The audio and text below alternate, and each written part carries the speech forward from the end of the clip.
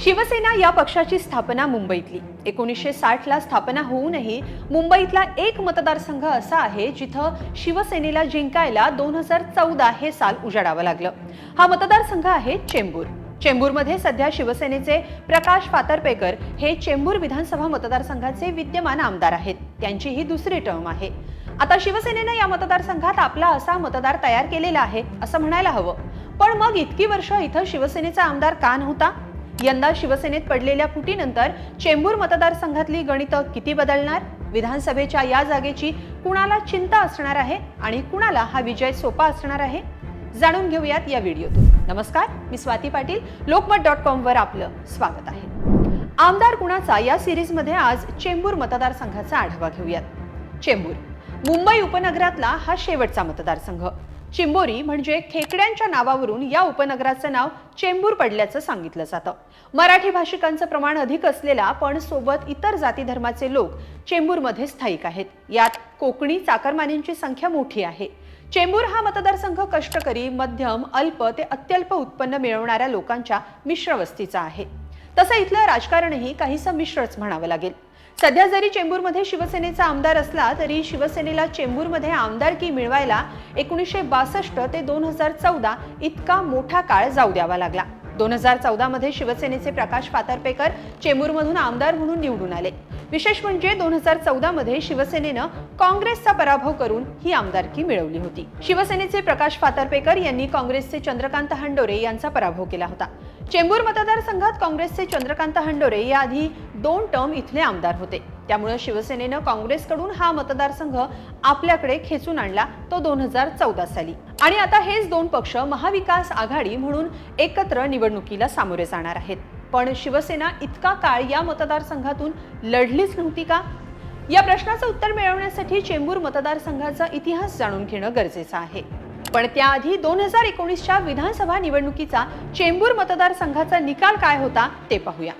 2019 मध्ये चेंबूर विधानसभा मतदारसंघात नेमका काय निकाल लागला होता हे ग्राफिक्सच्या माध्यमातून पाहतोय।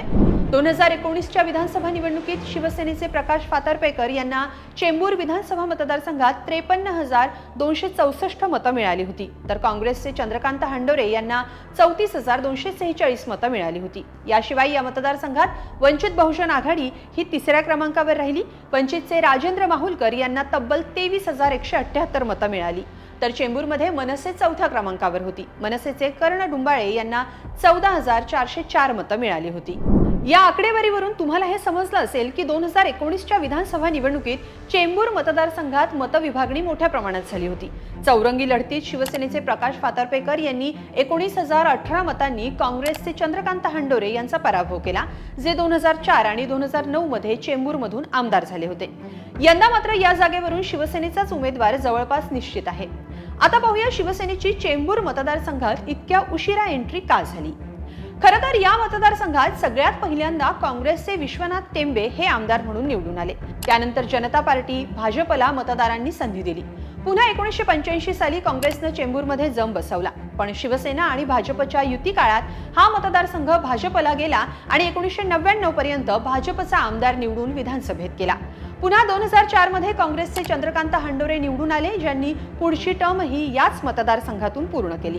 2014 मध्ये मात्र सेना भाजप युती तुटली आणि सेनेचा आमदार पहिल्यांदा चेंबूरमधून निवडून गेला। म्हणजे युतीमध्ये लढल्यानं देखील शिवसेनेला चेंबूर मतदारसंघात आपलं प्रस्थ जमवायला इतका काळ जाऊ द्यावा लागला। यंदा मात्र शिवसेनेत फूट पडली आहे, त्यामुळे ठाकरे गटाविरोधात शिंदे गटाचा उमेदवार चेंबूरमध्ये असणार का हे पाहावं लागेल। त्याचसोबत महायुतीतल्या अजित पवार यांच्या राष्ट्रवादीनं चेंबूर मतदारसंघ मागितल्याचंही समोर आलंय। असं झालं तर चेंबूरमधली ही लढत ठाकरेंची सेना विरुद्ध अजित पवारांची राष्ट्रवादी अशी होऊ शकते। चेंबूर मतदारसंघातून राष्ट्रवादीकडून सिद्धार्थ कांबळे निवडणूक लढवतील असंही बोललं जात आहे। पण इथं एक महत्त्वाची बाब लक्षात घ्यावी लागेल, ती म्हणजे नुकत्याच झालेल्या लोकसभा निवडणुकीत ठाकरेंच्या सेनेला चेंबूरमधून मिळालेलं मताधिक्य हे चिंता वाढवणारं आहे असं सध्या दिसतंय। याचं कारण पाहण्यासाठी लोकसभा निवडणुकीचा निकाल आणि चेंबूरमधून मिळालेली मतं हे पाहणं महत्त्वाचं आहे। चेंबूर हा मतदारसंघ मुंबई दक्षिण मध्य लोकसभा मतदारसंघात येतो। लोकसभेला मुंबई दक्षिण मध्य मतदारसंघातून शिवसेना ठाकरे पक्षाचे उमेदवार अनिल देसाई यांना 61,384 मतं मिळाली, तर शिवसेना शिंदे गटाचे उमेदवार राहुल शेवाळे यांना 58,477 मतं मिळाली। या मतदारसंघातून शिवसेनेचे अनिल देसाई विजयी झाले, पण अनिल देसाई यांना केवळ 2,858 मतांची आघाडी मिळाली। याचा अर्थ ठाकरेंच्या सेनेचे अनिल देसाई यांना केवळ 2,858 मतांची आघाडी मिळाली।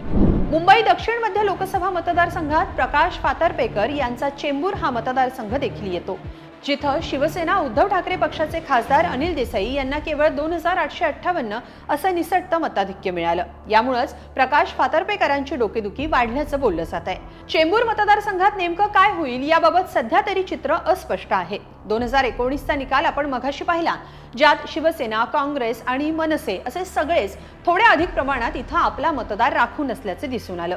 यंदा काँग्रेस आणि ठाकरेंची शिवसेना महाविकास आघाडी अंतर्गत एकत्र असल्यानं त्यांच्यासाठी ही जमेची बाजू आहे। तर महायुतीनं चेंबूरच्या जागेवर मनसेला पाठिंबा दिला तर चेंबूरची लढत अटीतटीची होऊ शकते। त्यातही लोकसभेला ठाकरेंची शिवसेना आणि काँग्रेस अशा दोघांसाठी सकारात्मक वातावरणाचाही महाविकास आघाडीला विधानसभेला फायदा होऊ शकतो असं बोललं जातंय। याबाबत तुम्हाला काय वाटतं ते कमेंटमध्ये नक्की लिहा। धन्यवाद।